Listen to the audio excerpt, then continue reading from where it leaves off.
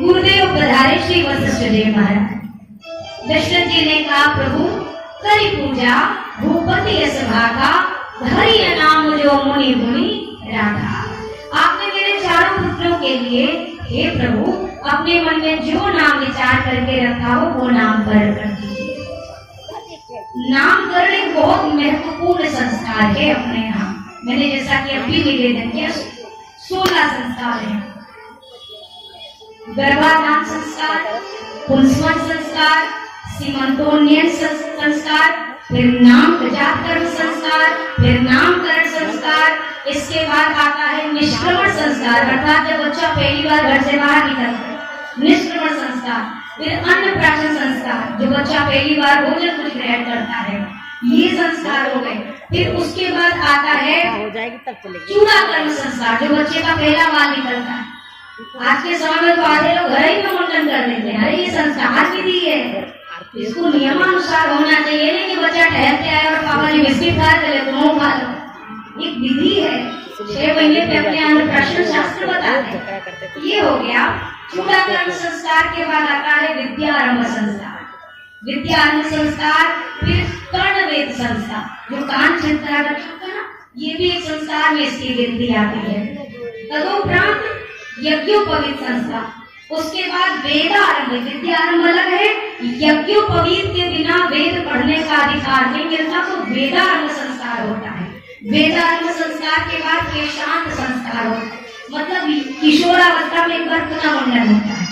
इसके साथ साथ फिर आगे आ जाता है समावर्तन संस्कार, यानी कि गुरुकुल से लौटने का जो होता है विधि, वो भी एक संस्कार होता है। समावर्तन संस्कार के बाद आता है विवाह संस्कार, जिसे तो सारी दुनिया परिचित है। और एक ऐसा संस्कार आता है जो चाहता तो कोई नहीं कि हो, लेकिन होता सब, अंतिम संस्कार, फाइनल डेस्टिनेशन। जाना कोई नहीं चाहता, पर जाना सबको पड़ता है। सीधी सी बात, चाहता कोई नहीं है।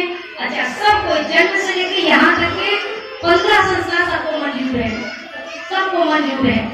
कान भी छिड़वा लो, मन हो तो 4 जगह छिड़वा लो, वो भी मंजूर।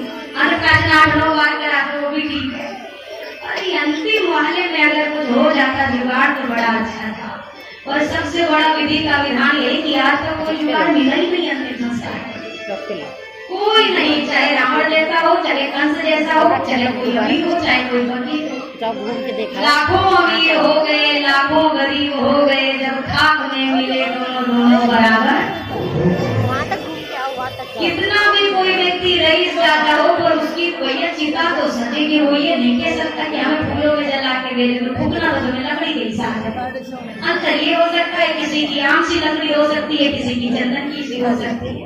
और ऐसा दुनिया की साधारण लकड़ी राग बनाएगी और खास लकड़ी कुछ और बनाएगी रागी। अरे हाँ, इसीलिए बहुत अच्छी बात कही कि जीवन भर हम चाहे जितने करोड़ों की गाड़ियों में घूम ले, और अंतिम समय में तो 25 रुपए के घड़े में ही हरिद्वार जाना। किसके ऊपर कुछ नहीं, वो तो फिक्स है अपना साथ उतने के भीतर है। इसीलिए जब पता ये इतने के भीतर है तो खूब कमाओ, खूब खाओ, खूब मौज करो, पर राम इतना जबरदस्ती करते ना भैया कि घर नहीं सुधर रहे। मेरी जिंदगी क्या है वो तो कर्म सुनिश्चित कर रहे, पर भैया मौत सुधारना बहुत जरूरी है, बहुत जरूरी है। ठाकुर जी ऐसी मृत्यु देना कि आप मुझे भुलाओ ना, कि कोई और बनाए कि इनको उठा ले उठा ले उठा ले। ऐसी नौबत नहीं आनी चाहिए। मुझे इतना ही जीवन देना जब तक सेवा कर सकूं। कई बार व्यक्ति किसी की मदद करता है ना, मदद करता है तो क्या कहता है, अरे कोई बात नहीं, आज हम कर रहे करा, कल आप हमारी मदद कर देना। आपको क्या, आप चाहते हो कि इतनी मुसीबत आपके खोपड़ी में भी आके बैठे? आप यही मना रहे हो ना, इसका मतलब हम कर रहे तुम भी करना।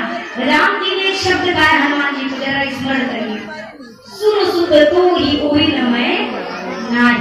हनुमान जी को गाया ना ये शब्द, हनुमान जी मैं आपसे ऋण नहीं हो सकता, आपने जो उपकार किया प्रति उपकार करो का। अच्छा, भगवान ऐसा कौन सा ऋण है जो नहीं चुका सकते हैं, जरा विचार करिए। राम जी से किसी ने पूछा आप हनुमान जी का ऋण क्यों नहीं उतार सकते? राम जी ने कहा देखो भैया, मेरे जीवन में कुछ विपदाएं आई, समस्याएं आई, तो मेरे हनुमान ने उसका निराकरण किया। अब मैं हनुमान का ऋण चुकाऊं, इसका मतलब मेरे बच्चे के जीवन में भी वो समस्या आनी चाहिए, कुछ विपदाएं आनी चाहिए, नहीं तो मैं ऐसा चाहता ही नहीं कि मेरे हनुमान के जीवन में कोई विपदा आए। इसीलिए भले मैं जीवन भर ऋण से दबा रहूं और अपने हनुमान का ये ऋण चुकाने की मेरी कोई इच्छा, मैं बिल्कुल नहीं चाहता। अभी आरती होगी, बहु आरती। नामकरण ये कितनी सुंदर संस्कार। पहला यहाँ पर जैसे गुरुदेव पधारे, गुरु जी से कहा क्या सोचा है, नामकरण करिए ना। गुरुदेव ने कहा नाम उसका रखो जिसका कोई नाम न हो, इनके तो अनेक नाम है, क्या ही फिर भी अपनी वाणी को पवित्र करने के लिए आपका नाम, आपके बच्चों का नामकरण कर दिया।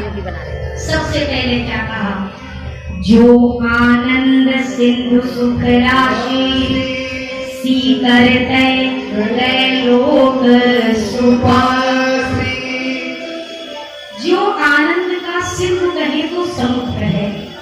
समुद्र आपने देखा है, अरे टीवी पे देखा है, देखा तो है ना, और इतना भी मालूम है ना कि समुद्र के आदि अंत का कोई अता पता नहीं है।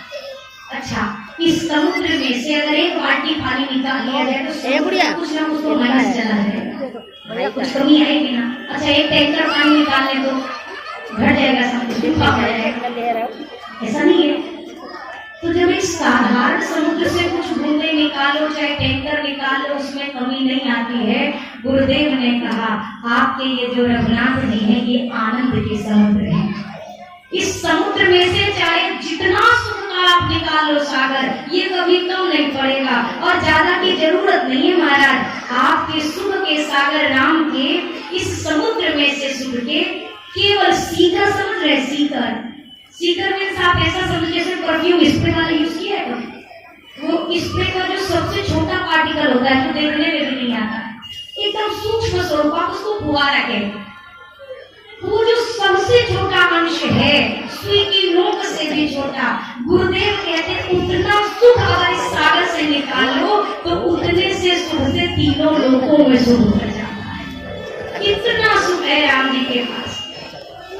ध्यान से सुनिएगा, मैं एक सवाल करने वाली हूँ आपसे, नंबर तो नहीं कटेगा, मैं पूछूंगी। सो सुख धाम राम रसना, वो समस्त सुखों के धाम जो है आपके इन पुत्र का नाम मैं राम रखता हूँ। हमने दो चौपाई अभी पढ़ ली ना, जो आनंद सिंधु सुख राशि सीकरते त्रैलोक सुपासी, सो सुख धाम राम असनामा, अखिल लोकदायक विश्राम। इन दो चौपाइयों में कहीं पे भी गुरुदेव ने ऐसा कहा कि जो सुख दुख दोनों के समुद्र हैं, जो सुख दुख दोनों की राशि है, क्या कहीं ऐसा प्रयोग किया ना? कहीं किया? दुख शब्द दो चौपाई में कहीं आया तो फिर काय को छाती पीट पीट के कहते हो भगवान ने दे दिया दे दिया दे दिया। अरे जलेबी की दुकान पे जाके को भैया 1 मीटर मतलब का कपड़ा नाप दे, बड़ी आप ही को नापेगा फिर वो। जलेबी की दुकान पे कपड़ा मिलता है क्या? और कपड़े वाले के पास जाके कहा हलवाई जी 1 किलो रसगुल्ला निकाल, हलवाई जी का निकाल। जो जिस वस्तु का स्थान नहीं है वहां पर वो वस्तु नहीं मिल सकती है। मैं आपको यही समझाना चाह रही हूँ कि भैया ये सुख के धाम है, ये आनंद के समुद्र हैं। जिनके पास दुख का कोटा है ही नहीं वो दुख देते कहाँ से?